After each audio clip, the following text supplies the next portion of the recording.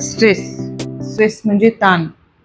Stress हे नैसर्गिक मानवीय रिस्पॉन्स आहे जे चेंजिंग आणि डिमांडिंग कंडिशन्समध्ये रिस्पॉन्स करत असते.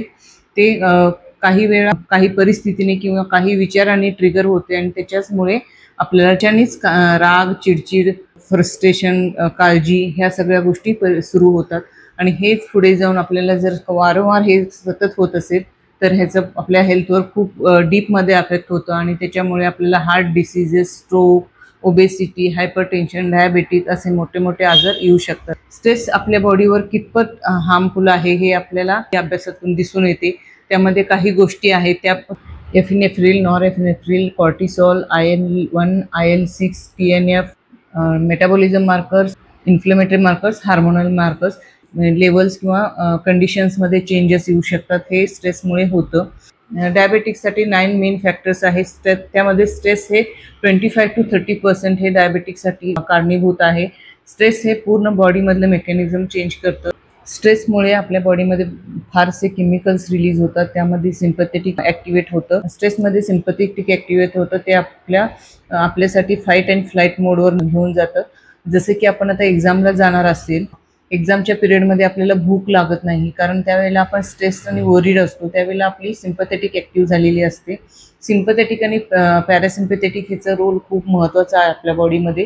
आपल्या बॉडीमधले जे रेग्युलेशन्स आहेत जसं की heart rate, digestion, respiration, salivation, gall bladder secretions, liver function secretions, intestinal secretions हे सर्व सिम्पथेटिक आणि पॅरासिम्पथेटिक हे करतात. ऑटोनॉमस नर्वस सिस्टमच्या अंडर काम करत असतात आणि ह्याचे रोल खूप महत्त्वाचे आहेत. त्यांचं जे दोन्हीचे बॅलन्स आहे ते पूर्ण स्ट्रेसमुळे डिस्टर्ब होतो. सिम्पथेटिक ॲक्टिव्ह झाल्यानंतर पॅरासिम्पथेटिक फ्लो डाऊन होतं. पॅरासिम्पथेटिक हे आपलं डायजेशन, रेस्पिरेशन मेंटेन करत असतं. त्यामुळे आपण स्ट्रेसमध्ये असेल तर बऱ्याच वेळेला आपल्याला भूक कमी होतं किंवा डायजेशन आपली स्लो होते. हे स्ट्रेसमुळे इन्फ्लेमेशन कंडिशन वाढते, त्यामुळे एंडोथेलियम डिस्फंक्शन होते, त्यामुळे इन्सुलिन रेझिस्टन्स वाढते आणि त्यामुळे डायबेटिक कंडिशन येते. असं स्ट्रेसमुळे एंडोथेलियम डिस्फंक्शन झाल्यामुळे वॅसोकन्स्ट्रक्शन होतं आणि त्याचमुळे हार्टवर प्रेशर जास्त पडतो. हार्टमध्ये ब्लड सर्क्युलेशन वाढवलं जातं आणि त्याचमुळे ओव्हरऑल हार्टवर प्रेशर येऊन आपले हार्ट रेट वाढतात. आपल्याला बरेच वेळेला आपण स्ट्रेसमध्ये असल्यानंतर आपल्याला हार्टबीट वाढल्यासारखं जे सेन्सेशन होतं ते आपल्याला स्ट्रेसमुळे एंडोथेलियम डिस्फंक्शन होतं. एंडोथेलियम काय आहे? जर आपल्या वेसल्स जे ब्लड सर्क्युलेशन वेसल्स आहेत, लिम्फॅटिक ड्रेनेजेस वेसल्स आहेत, त्याचा आतमधला जो पार्ट असतो त्याला एंडोथेलियम लेअर म्हणतात. एंडोथेलियम लेअर हे डॅमेज होतं स्ट्रेसमुळे आणि त्याच्यामुळे तिथे प्लॅक्यू कलेक्शन्स व्हायला लागतं आणि वॅसो कन्स्ट्रक्शन्स व्हायला लागतं. वॅसो कन्स्ट्रक्शन्स म्हणजे आर्टरीचे जे डायमीटर आहे ते कमी होण्यास सुरुवात होते आणि त्याचमुळे ब्लड सर्क्युलेशन प्रॉपर होत नाही. ते सर्व हार्टवर प्रेशर येतं आणि त्याच्यामुळे ही जर प्रोसेस सतत होत असेल तर त्याच्यामुळे हार्ट ब्लड प्रेशर वाढतं आणि ह्यालाच हायपरटेन्शन बोललं जातं. डिस्फंक्शन किंवा हे पॅरासिम्पथेटिक ॲक्टिवेट झाल्यामुळे हे जास्त वाढ जाणवतात. हे जर सतत आणि हे कंटिन्युअसली हे असं लॉंग टर्ममध्ये होत असेल तर हे पुढे जाऊन आपल्याला हाय ब्लड प्रेशर होऊ शकतं आणि त्याच्याचमुळे इन्सुलिन रेझिस्टन्स आल्यामुळे डायबेटिक ही कंडिशन येते.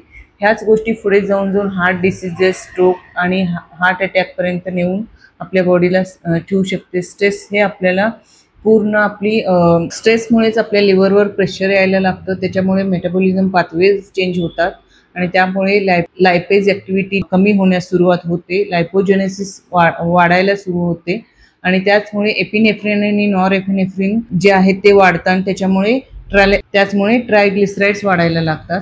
स्ट्रेस हे कोलेस्ट्रॉल वाढवतं, स्ट्रेसनी ट्रायग्लिसराइड्स वाढतात, स्ट्रेसनी डायबेटिक वाढतं, स्ट्रेसनी हायपरटेन्शन होतं, स्ट्रेसनी हार्ट अटॅक होऊ शकतो, स्ट्रेसनी इव्हन कॅन्सर सुद्धा होत. म्हणजे स्ट्रेस हे किती हार्मफुल आहे, किती डेंजरस आहे. स्ट्रेस हे आपल्या पूर्ण बॉडी रेग्युलेशन्सचं डिस्कनेक्शन करू शकतं. स्ट्रेसमुळे आपल्या बॉडीचे हार्मोन्स डिसबॅलन्स होतात आणि पूर्ण आपलं सिम्पथेटिक आणि पॅरासिम्पथेटिकचं जे नॉर्मल आपलं बॉडी मेकॅनिझम चालू असतं ते डॅमेज होतं. स्ट्रेसमुळे हार्टवर कसा परिणाम पडतो? स्ट्रेसमुळे हार्ट फंक्शनवर 2 पद्धतीने परिणाम होते, डायरेक्ट आणि इनडायरेक्ट. पहिली आहे ते डायरेक्ट. स्ट्रेसमुळे कॉर्टिसॉल आणि ॲड्रेनालिन नावाचे हार्मोन रिलीज होतात. जेव्हा स्ट्रेस होते तेव्हा ब्रेन स्टिम्युलेट करते ॲड्रेनालिन ग्लँडला, तेव्हा तेथून कॉर्टिसॉल आणि ॲड्रेनालिन हार्मोन सिक्रीट होतात आणि ते ब्लड स्ट्रीममधून हार्टला स्टिम्युलेट करतात. त्याच वेळी सिम्पथेटिक नर्वस सिस्टम सुद्धा ऍक्टिव्हेट झालेली असते. सिम्पॅथेटिक नर्वस सिस्टीम फाईट आणि फ्लाईट मोडवर बॉडीला घेऊन जाते. कॉर्टिसॉल आणि ॲड्रेनालिनमुळे हार्ट फंक्शन वाढलेली असते तेव्हा ब्लड फ्लो वाढते. या सर्व कंडिशनमुळे हार्टवर प्रेशर येते आणि हार्ट रेट आणि ब्लड प्रेशर वाढते. पूर्ण शरीरामध्ये इन्फ्लेमेशन वाढते. तिसरा पॉइंट म्हणजे स्ट्रेस हार्मोनमुळे हार्ट रेट आणि ब्लड प्रेशर वाढते. यामुळे हार्ट मसल्सवर ताण येऊ लागते आणि त्याचमुळे हार्ट अटॅक आणि स्ट्रोकचे रिस्क सुद्धा वाढते. त्याचबरोबर चौथा पॉइंट ह्यामध्ये असा आहे की इरेग्युलर हार्ट रिदम. ज्या लोकांना ऑलरेडी हार्ट रिलेटेड इश्यूज आहेत, रिस्क आहेत, त्यांना स्ट्रेसमुळे ट्रिगर होऊन आणखीन त्यांना कॉम्प्लिकेशन्स होऊ शकते. चौथा पॉइंट, हार्टला ब्लड सप्लाय कमी होते. स्ट्रेसमुळे बॉडी फ्लाईट आणि फ्राईट मोडवर जाते, त्यामुळे बॉडीमध्ये ब्लड फ्लो वाढते. पण त्याच कंडिशनमध्ये टेम्पररी हार्टला ब्लड सप्लाय कमी होते आणि त्याचे परिणाम चेस्ट पेन जाणवू शकते. हार्ट अटॅकचा रिस्क सुद्धा होते किंवा हार्ट अटॅक सुद्धा होऊ शकते. Indirect effect, healthy lifestyle choices. माणसाला जेव्हा स्ट्रेस जाणवते, स्ट्रेसमधून बाहेर येण्यासाठी स्मोकिंग, अल्कोहोल कन्झम्पशन याकडे वळतो आणि त्याचबरोबर इमोशनल ओव्हर इटिंग सुद्धा सुरू होते. त्याच्यामुळे ओबेसिटीचा रिस्क सुद्धा वाढतो. हे इनडायरेक्ट हार्टला अफेक्ट करते. इनडायरेक्ट इफेक्टमध्ये दुसरं पॉइंट, स्लीप डिस्टर्बन्स, झोप डिस्टर्ब होणे. स्ट्रेसमुळे स्लीप पॅटर्न डिस्टर्ब होते आणि ते सुद्धा जेव्हा आपण झोपल्यानंतर आपली बॉडी हिलिंग होत असते आणि आपली बॉडी फंक्शन रेग्युलेशन होण्यासाठी मदत होत असते, त्यावेळेला झोप प्रॉपर न झाल्यामुळे ते सुद्धा. नेक्स्ट आहे broken heart syndrome. Broken heart syndrome ही अशी कंडिशन आहे जेव्हा आपल्याला सडन शॉकिंग न्यूज किंवा काहीतरी आपण एकदम मोठ्या दुःख आपल्याला ऐकतो, त्यावेळेला आपली सिम्पॅथेटिक नर्व्ह सिस्टम ॲक्टिवेट होतं.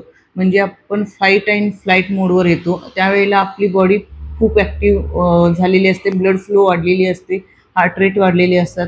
सर्क्युलेशन वाढल्यामुळे हार्टवर प्रेशर येतो आणि ते सुद्धा आपल्या हार्टला अफेक्ट करतं, कारण ते सर्क्युलेशन आपल्या बॉडीकडे डायव्हर्ट होतं आणि ते मेन म्हणजे आपल्या हार्टला सर्क्युलेशन कमी होतं, स्लो डाऊन होतं आणि ते सुद्धा हार्ट अटॅक किंवा स्ट्रोक येण्याची एक सिच्युएशन असते.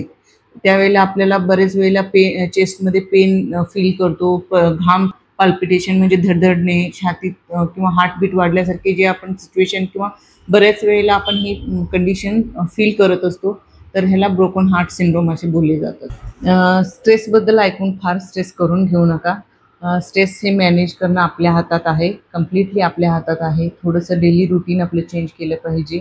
रुटीनमध्ये exercise, healthy food, healthy lifestyle ठेवलं पाहिजे. स्ट्रेस मॅनेजमेंटसाठी आपण योग, प्राणायाम, नैसर्गिक गोष्टींकडे आपण वळूयात आणि त्याचबरोबर हेल्दी लाईफस्टाईल ठेवून आपण स्ट्रेस कमी करून आपल्या बॉडीला फ्युचरमध्ये होणारे अफेक्शन्स टाळूयात.